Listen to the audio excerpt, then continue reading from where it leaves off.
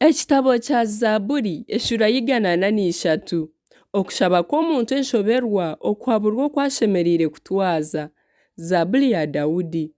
Hurira okushaba kwangye, Ai Mukama, otege okutu okweshengyereza kwangye. Ahabw'okwesigwa kwawe n'okuhikirira kwawe ongarukemu. Otacwera omwiru wawe orubanja, ahabw'okuba omu maisho gawe tahariho muntu weena ohuriire orusinga orubanja. Noomanya ngu omuzigu wangye ampiigire, yateera amagara gangye ahansi, yanshutamya omu kizima nk'abafiiriira. Nikyo omwoyo gwange gurikugwera eshaza omunda yange, n'omutima gwange gukeeshobera.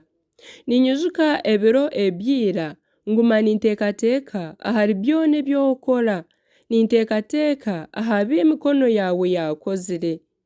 Nkutegire emikono, omutima gwange gukwiniiriireho nk'ori omu nsi eyomire. Seera.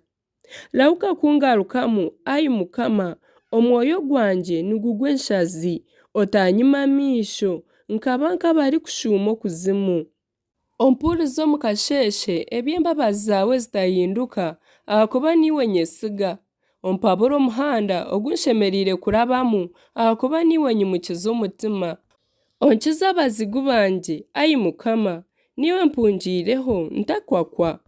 Onyegyese kukora eby'okunda, ahakuba niiwe Ruhanga wangye.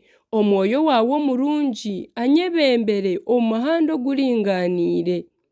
Ompimbuure, Ai Mukama, ahabw'izina ryawe, ahabw'okuhikirira kwawe onyihe omu nnaku. Ahabw'embabazi zawe ezitahinduka, cwekyereza abazigu bangye.